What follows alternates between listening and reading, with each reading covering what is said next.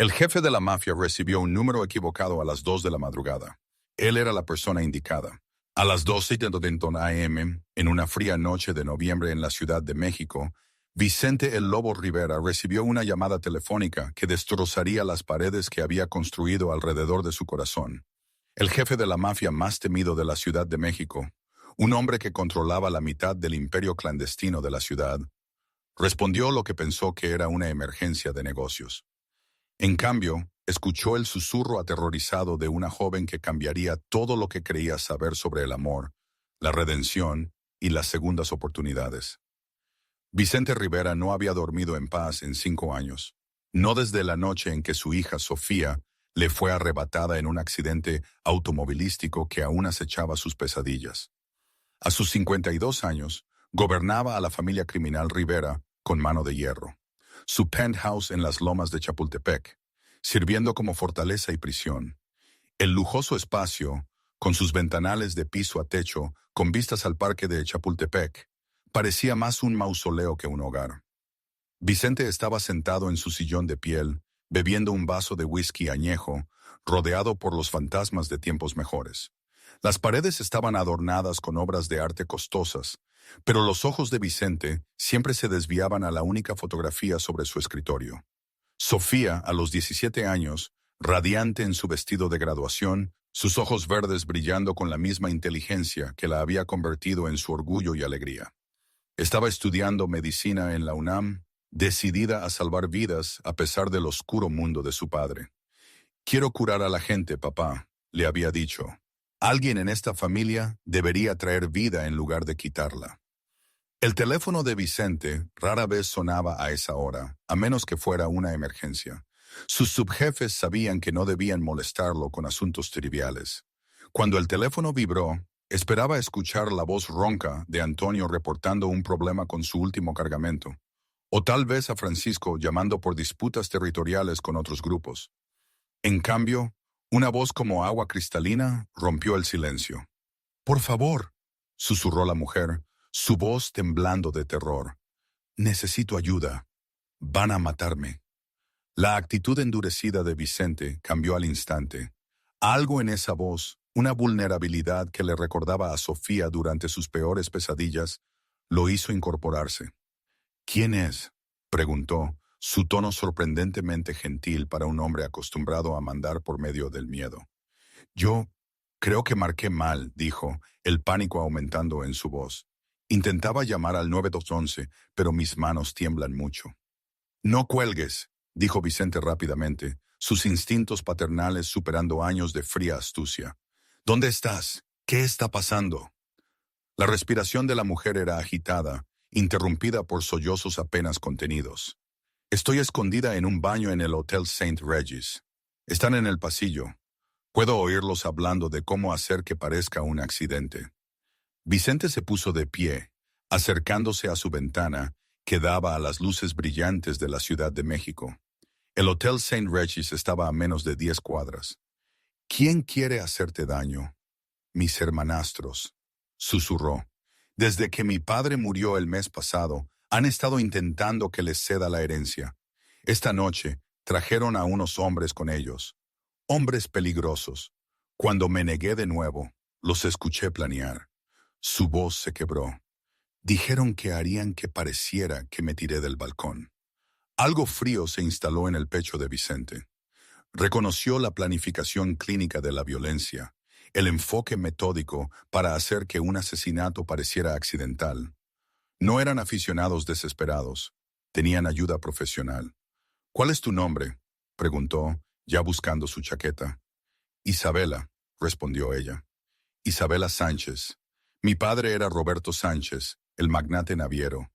Por favor, no sé a quién más llamar. Mi guardaespaldas desapareció ayer». «¿Y la policía? Mis hermanastros tienen conexiones en todas partes». Vicente conocía el apellido Sánchez. Roberto Sánchez había construido un imperio naviero de miles de millones de pesos, y su muerte repentina por un ataque al corazón había sido noticia. Vicente también sabía que tales fortunas a menudo atraían a la peor clase de buitres. «Isabela, escúchame con atención», dijo Vicente, su voz adoptando el tono autoritario que había inspirado respeto durante décadas. Voy a ayudarte, pero necesitas quedarte exactamente donde estás. No le abras esa puerta a nadie excepto a mí. Voy por ti. ¿Pero quién eres?, preguntó Isabela, la esperanza asomándose en su voz aterrorizada. ¿Por qué ayudarías a una extraña? Vicente hizo una pausa, mirando de nuevo la fotografía de Sofía. Porque todos merecen que alguien se interponga entre ellos y la oscuridad, dijo suavemente. Y porque a veces, cuando ayudamos a otros, nos ayudamos a nosotros mismos a sanar. Mientras Vicente se ponía su funda de hombro y llamaba a sus hombres de mayor confianza, no podía sacudirse la sensación de que no se trataba de un número equivocado en absoluto. Tal vez era el destino.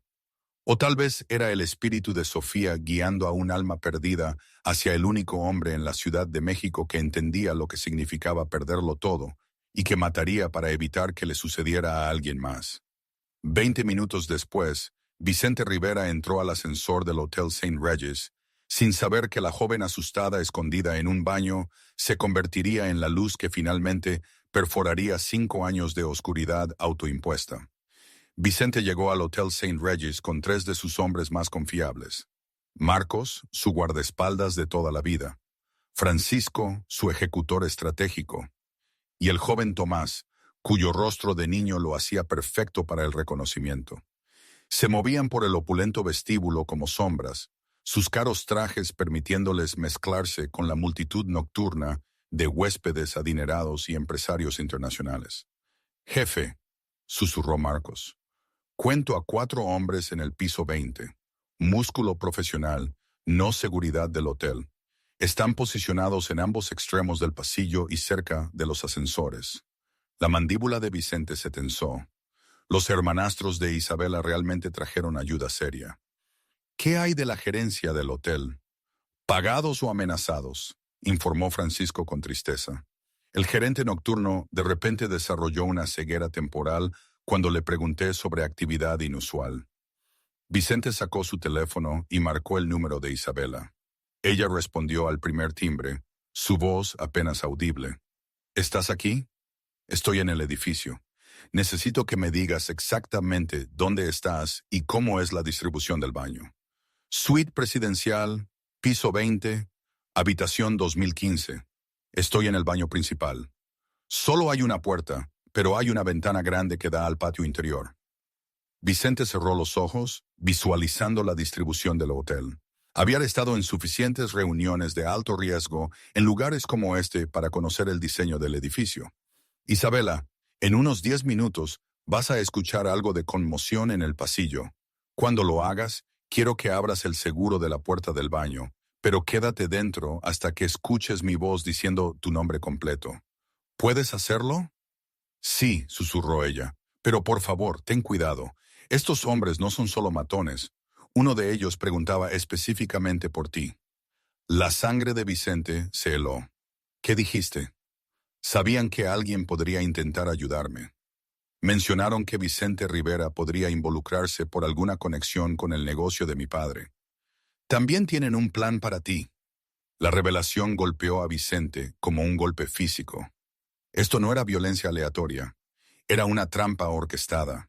Alguien había usado a Isabela como cebo, sabiendo que una mujer en apuros activaría los instintos protectores que había enterrado desde la muerte de Sofía. Pero ¿quién lo conocía lo suficientemente bien como para predecir su respuesta a tal llamada? «Jefe», preguntó Marcos, notando el cambio en la expresión de Vicente. «Es una trampa», dijo Vicente en voz baja. «Nos esperan. La pregunta es, ¿nos vamos o activamos su trampa en nuestros términos?» Francisco se tronó los nudillos. ¿Desde cuándo los Rivera se rinden en una pelea? Vicente miró hacia el ascensor, su mente procesando las posibilidades. Irse significaba dejar morir a una mujer inocente. Quedarse significaba caer en lo que podría ser un elaborado intento de asesinato. Pero al pensar en la voz aterrorizada de Isabela, tan reminiscente de las pesadillas de Sofía, la elección se volvió clara. «Subimos», decidió Vicente. «Pero vamos a cambiar las reglas de su juego». Los siguientes minutos se desarrollaron como una danza cuidadosamente coreografiada de violencia y estrategia. Tomás creó una distracción en el piso 18, activando la alarma de incendios, enviando a los huéspedes del hotel a los pasillos y sobrecargando los sistemas de seguridad del edificio. Francisco y Marcos tomaron el ascensor de servicio hasta el piso 21, planeando bajar por la escalera. Vicente subió solo en el ascensor principal, su mano apoyada en su arma, pero su rostro mostrando la calma confianza que lo había hecho legendario en el submundo de la Ciudad de México. Cuando las puertas se abrieron en el piso 20, salió para encontrarse con dos hombres que lo esperaban. «Señor Rivera», dijo el hombre más grande con una sonrisa fría, «justo a tiempo. Mis empleadores contaban con su naturaleza predecible». «¿Predecible?», preguntó Vicente, manteniendo su voz conversacional mientras evaluaba la situación. «Prefiero pensar en ello como fiable. Cuando alguien amenaza a una mujer inocente, pueden contar con que yo responderé. Justo como respondió cuando su hija fue amenazada hace 5 años». Las palabras golpearon a Vicente como un mazo. Estos hombres sabían sobre Sofía, sobre el accidente que había destruido su mundo. Pero antes de que pudiera procesar todas las implicaciones, estallaron disparos desde ambos extremos del pasillo, mientras Francisco y Marcos se enfrentaban a los otros guardias. Vicente se movió con la precisión fluida de un hombre que había sobrevivido 3 décadas en el negocio más peligroso de México. El primer pistolero cayó antes de que pudiera sacar su arma. El segundo logró disparar, astillando el ornamentado papel tapiz a centímetros de la cabeza de Vicente. A través del caos, Vicente escuchó a Isabela gritar desde el interior de la suite. Alguien más estaba allí con ella. Alguien que había estado esperando mientras los guardias del pasillo se ocupaban de la esperada llegada de Vicente. «¡Isabela!», gritó Vicente mientras irrumpía por la puerta de la suite, apuntando con su arma. La lujosa suite estaba hecha un desastre. Los muebles habían sido volcados. Las costosas obras de arte yacían destrozadas en el suelo, y había claras señales de una lucha. La puerta del baño aún estaba cerrada, pero Vicente podía escuchar voces amortiguadas dentro. Al acercarse al baño, Vicente se dio cuenta de que todo lo que creía saber sobre esa noche era erróneo. El montaje no se trataba solo de matar a Isabela por su herencia. Se trataba de sacarlo, de saldar una vieja cuenta que ni siquiera sabía que existía. La puerta del baño se abrió y Vicente se encontró cara a cara con un fantasma de su pasado. De pie en el umbral estaba Marcos Sánchez, el hermanastro mayor de Isabela, pero Vicente lo reconoció en un contexto muy diferente. Este era Marcos Torres, el hijo de su antiguo subjefe que había traicionado a la familia 5 años atrás. La misma traición que había llevado a la emboscada donde Sofía había sido asesinada. «Hola, Vicente», dijo Marcos, apuntando con un arma a la cabeza de Isabela. Ella estaba viva pero aterrorizada, su vestido de diseñador rasgado y su rostro surcado de lágrimas. «Sorprendido de verme. He estado planeando esta reunión durante mucho tiempo». Vicente mantuvo su arma apuntando a Marcos, pero el ángulo era imposible. Cualquier disparo corría el riesgo de golpear a Isabela. «Hijo de Antonio Torres», dijo Vicente, su voz mortalmente tranquila. «Debía haberlo sabido. Tu padre siempre fue demasiado astuto para su propio bien. Mi padre te fue leal durante 20 años y lo mandaste matar por un error», gruñó Marcos. «Pero aprendí algo de su muerte. Aprendí paciencia. Aprendí a jugar a largo plazo. Tu padre hizo que mi hija muriera», respondió Vicente, el viejo dolor desgarrándole el pecho. «Su error llevó a Sofía directamente a una zona de guerra». Los ojos de Isabela se abrieron al comenzar a comprender el juego más profundo que se jugaba a su alrededor. «No son extraños al azar», susurró. «Esto es personal». Marcos sonrió fríamente. «Muy personal. Verás, Isabela, cuando supe que Roberto Sánchez estaba muriendo y que heredarías todo, vi una oportunidad. Podría tomar tu fortuna y usarla para destruir a Vicente Rivera. 2 pájaros de un tiro». «Pero cometiste un error de cálculo», dijo Vicente, dando un paso cauteloso hacia adelante. Asumiste que yo seguía siendo el mismo hombre que dejó que la emoción nublara su juicio hace 5 años. ¿No es así? Viniste corriendo en el momento en que escuchaste a una mujer en apuros, justo como viniste corriendo cuando Sofía te llamó esa noche, rogándote que la salvaras del desastre que tu negocio había creado, desafió Marcos. Las palabras estaban diseñadas para romper la concentración de Vicente, para inundarlo con la culpa y la rabia que lo habían consumido durante años. Pero en lugar de debilitarlo, cristalizaron su determinación. Esto ya no se trataba del pasado. Se trataba de evitar que la historia se repitiera. Tienes razón, dijo Vicente en voz baja. Vine corriendo, pero esta vez vine preparado. El sonido de cristales rotos provino de la ventana del baño detrás de Marcos. Tomás había escalado el exterior del edificio y entraba por la ventana que daba al patio interior, justo como Vicente le había instruido durante su breve conversación telefónica en el ascensor. Marcos giró hacia el sonido, aflojando momentáneamente su agarre sobre Isabela. En ese instante, Vicente vio su oportunidad, pero en lugar de disparar, hizo algo que sorprendió a todos en la habitación, incluso a él mismo. «¡Isabela!», gritó. «Cuando diga corre, corres directamente hacia mí. No mires atrás, no dudes, confía en mí». «¿Crees que soy tan estúpido como para...?» comenzó Marcos, pero Vicente lo interrumpió. «Creo que eres lo suficientemente inteligente como para saber que matarla ahora no te gana nada. Tu verdadero objetivo soy yo. Así que terminemos lo que tu padre comenzó». El rostro de Marcos se retorció de odio al darse cuenta de que Vicente se ofrecía a sí mismo como intercambio. «¿Crees que esto es un noble sacrificio? ¿Crees que cambiar tu vida por la suya compensa lo que me quitaste?» «No», dijo Vicente simplemente, «pero me hace mejor que el hombre que era hace 5 años». Isabela miró entre los dos hombres, comprendiendo que estaba presenciando algo más profundo que un secuestro o un robo. Era un ajuste de cuentas entre dos hombres cuyas vidas habían sido destruidas por el mundo violento en el que vivían. «¡Corre!», dijo Vicente suavemente. Isabela se liberó del agarre aflojado de Marcos y corrió hacia Vicente, justo cuando Tomás se estrellaba por la ventana del baño detrás de ellos. La habitación estalló en caos mientras Marcos disparaba tiros salvajes intentando mantener la cobertura. Vicente envolvió a Isabela con sus brazos, protegiéndola con su cuerpo mientras se zambullían detrás de un sofá volcado. «¿Estás herida?», preguntó rápidamente, revisándola en busca de lesiones. «No», jadeó ella, aferrándose a él como a un salvavidas. «Pero Vicente, dijo que vienen más hombres. Esto es solo el principio». El teléfono de Vicente vibró con un mensaje de texto de Francisco. «Edificio asegurado. Policía en camino. ¿Cuál es tu estado?».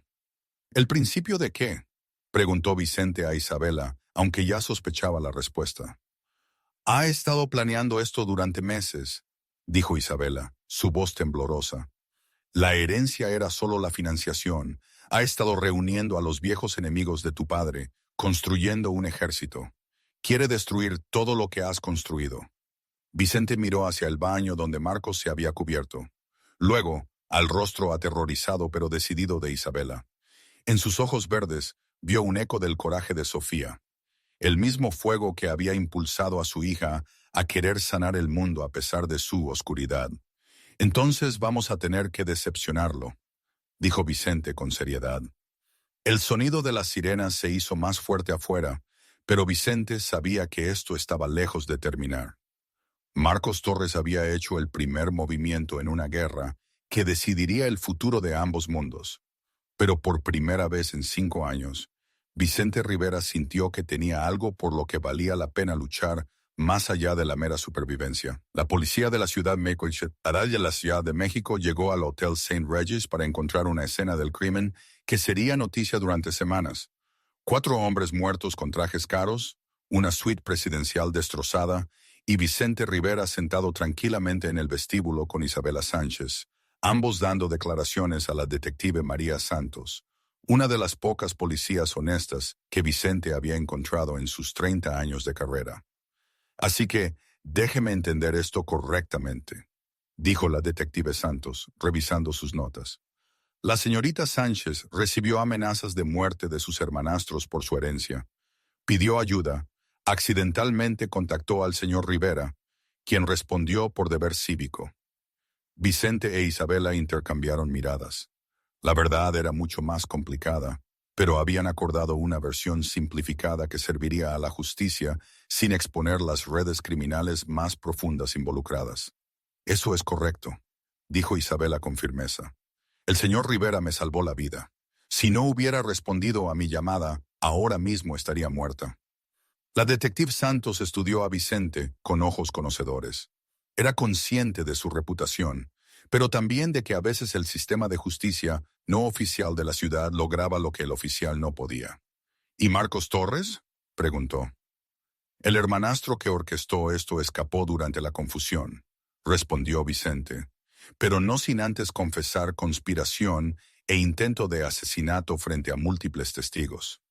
Lo que Vicente no mencionó fue que la fuga de Marcos había sido cuidadosamente orquestada.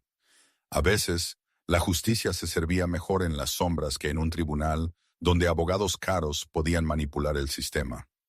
3 horas después, Vicente e Isabela estaban sentados en su penthouse mientras amanecía sobre la Ciudad de México. Isabela había rechazado su oferta de llevarla a un hotel seguro, insistiendo en que ningún lugar sería más seguro que al lado del hombre que había arriesgado todo para salvarla. No tienes que quedarte, dijo Vicente, sirviendo café con manos más firmes de lo que habían estado en años. Puedo arreglar protección, una nueva identidad si es necesario. Isabela estudió su rostro, viendo más allá de la dura exterioridad al padre destrozado que había debajo. ¿A dónde iría? Marcos tiene toda la red de negocios de mi padre comprometida. Mi propio equipo de seguridad me vendió. Eres la única persona que me ayudó sin pedir nada a cambio. Sí quiero algo a cambio, admitió Vicente en voz baja. Isabela se tensó. ¿Qué? Quiero que me ayudes a entender cómo vivir de nuevo, dijo Vicente, mirando la fotografía de Sofía. Durante 5 años he existido solo por venganza y para mantener el poder.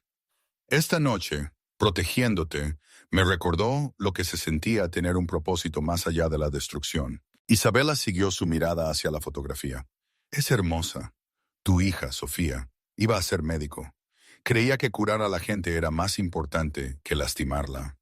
La voz de Vicente se volvió pesada con el viejo dolor. Murió por las decisiones que tomé, por el mundo en el que la metí. ¿Y crees que salvarme a mí compensa de alguna manera perderla? Vicente permaneció en silencio por un largo momento. No, nada puede compensar eso. Pero esta noche, por primera vez desde que murió, me sentí como el hombre que ella creía que podía ser. Isabela se acercó, estudiando la fotografía con más atención.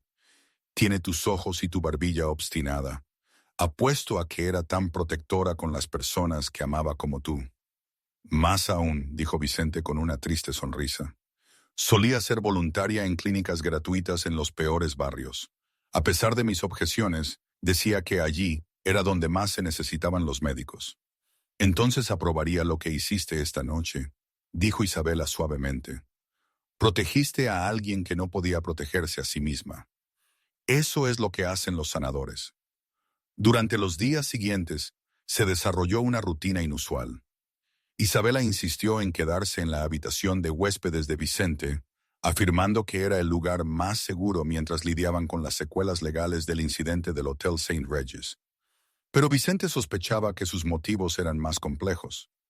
Ella comenzó a acompañarlo a sus reuniones de negocios legítimos, ofreciendo ideas desde su maestría en administración de empresas y experiencia con el transporte marítimo internacional. Su presencia tuvo un efecto inesperado en la organización de Vicente. Los hombres que se habían acostumbrado a la fría eficiencia de su jefe se sorprendieron con destellos del hombre que solía ser. «Jefe», dijo Francisco una tarde, «los muchachos dicen que parece diferente, más tranquilo, más como en los viejos tiempos antes de que la pena me convirtiera en una máquina», terminó Vicente. Isabela me recuerda que hay más en la vida que solo sobrevivir.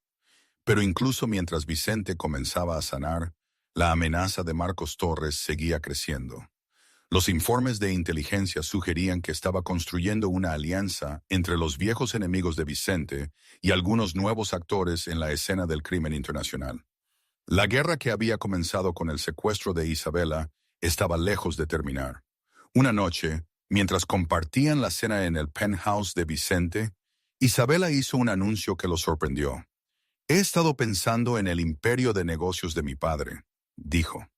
«Todas esas rutas marítimas, todas esas conexiones internacionales, en las manos equivocadas, podrían usarse para mover armas, drogas, trata de personas. ¿Y en las manos correctas?», preguntó Vicente. «Podrían usarse para rastrear y detener esos mismos crímenes, para construir algo que realmente ayude a la gente en lugar de explotarla». Vicente miró a esta mujer extraordinaria que había tropezado en su vida a través de un número equivocado y de alguna manera había visto más allá de su reputación al hombre que una vez había sido. «¿Estás sugiriendo una sociedad?». «Estoy sugiriendo algo más peligroso que eso», dijo Isabela con una sonrisa que le recordó la determinación intrépida de Sofía. «Estoy sugiriendo que construyamos algo por lo que valga la pena luchar». 2 años después, Vicente Rivera estaba de pie en la sala de juntas de Sánchez International, pero la compañía poco se parecía al antiguo imperio naviero de Roberto Sánchez.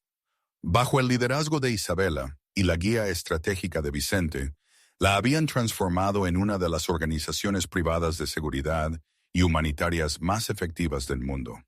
«Los números son notables», dijo la doctora Elena Rodríguez, presentando su informe de impacto trimestral.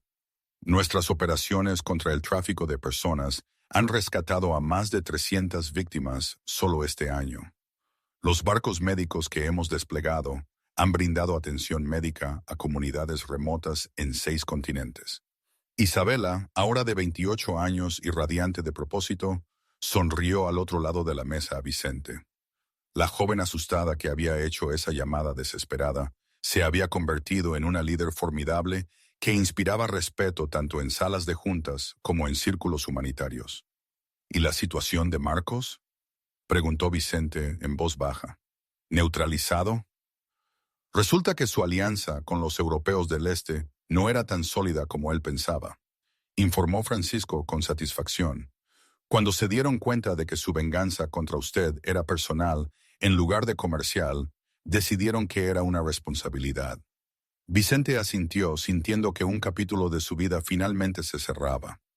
El cuerpo de Marcos Torres había sido encontrado en las aguas de un canal de la periferia de la ciudad hacía 3 días, poniendo fin a una amenaza que los había atormentado a ambos durante 2 años. Vicente no sintió satisfacción por la muerte de su enemigo, solo alivio de que Isabela finalmente estuviera a salvo. «Hay algo más», dijo Isabela, su tono cambiando a algo más personal. «La Fundación Sofía Rivera recibió aprobación para nuestro nuevo centro de traumatología pediátrica. La construcción comienza el próximo mes». Vicente sintió que su garganta se apretaba de emoción.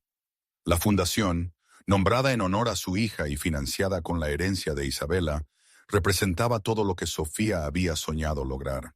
A través de ella, su visión de sanar el mundo finalmente se estaba haciendo realidad. «Ella estaría muy orgullosa», dijo Isabela suavemente, extendiendo la mano por la mesa para tomarla de él. Su relación había evolucionado gradualmente en los últimos 2 años. Lo que había comenzado como protección mutua se había profundizado en una sociedad, luego en amistad y finalmente en un amor que ninguno de los dos había esperado encontrar. Vicente era 24 años mayor que Isabela, un hecho que inicialmente lo había hecho resistir sus crecientes sentimientos. Pero Isabela había sido característicamente directa sobre lo que quería. «La edad son solo números», le había dicho 6 meses atrás. «Lo que importa es que me veas como una igual, como una socia en la construcción de algo significativo. Lo que importa es que entendamos la oscuridad del otro y elijamos crear luz juntos». Ahora, al concluir la reunión y mientras los demás salían, Vicente e Isabela permanecieron solos en la sala de juntas que daba a la ciudad. «Vicente», dijo Isabela, su voz adquiriendo un tono que él había aprendido a reconocer como significativo. «Hay una cosa más que necesitamos discutir». Vicente se giró de la ventana, notando la energía nerviosa en su postura. ¿Qué es?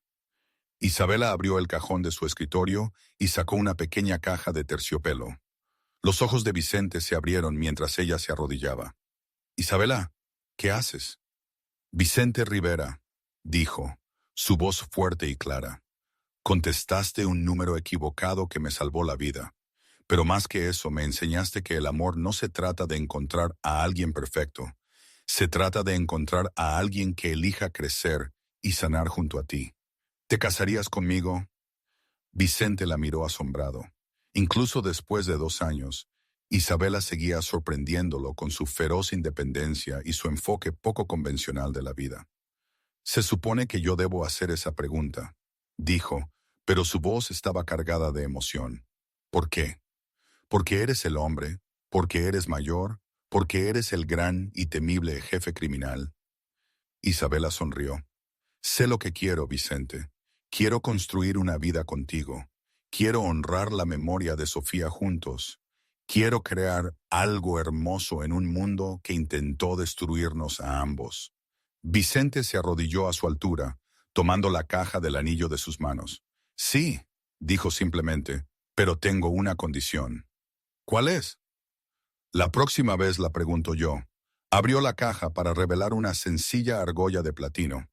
Isabela Sánchez, ¿te casarías con un hombre que aún está aprendiendo a ser mejor de lo que fue ayer? Cada día por el resto de nuestras vidas, susurró ella mientras se abrazaban en la sala de juntas que se había convertido en la sede de su misión compartida. Vicente pensó en los extraños giros que la vida podía dar. Un número equivocado a las 2 a.m. había llevado a encontrar a la persona adecuada en el momento exacto. 5 años después, Vicente e Isabela Rivera Sánchez estaban juntos en la ceremonia de dedicación del Centro Médico Sofía Rivera, observando cómo cientos de niños recibían servicios de atención médica gratuitos. Su propia hija, Sofía Isabela, de 3 años, jugaba a sus pies, sus risas resonando por los pasillos que llevaban el legado de su homónima. ¿Alguna vez te preguntas qué habría pasado si hubiera marcado el número correcto esa noche? Preguntó Isabela, viendo a su hija examinar el mundo con la misma curiosidad intrépida que había definido a la Sofía original. Vicente acercó a su esposa, viendo cómo la pequeña Sofía se acercaba a un grupo de niños que esperaban tratamiento, intentando de inmediato consolar a un niño que lloraba. No, dijo suavemente, porque no hubo ningún número equivocado. Llamaste exactamente a quien necesitabas llamar, y yo respondí exactamente cuando necesitaba recordar cómo vivir de nuevo. A veces, el número equivocado resulta ser la llamada correcta. A veces la salvación llega a las 2 a.m. de un extraño que se convierte en familia. Y a veces las historias de amor más hermosas comienzan con alguien lo suficientemente valiente como para pedir ayuda y alguien lo suficientemente roto como para recordar lo que significa darla. Esta historia demostró que la redención es posible, que el amor puede florecer en los lugares más oscuros y que a veces las llamadas más importantes que recibimos son las que nunca esperamos responder.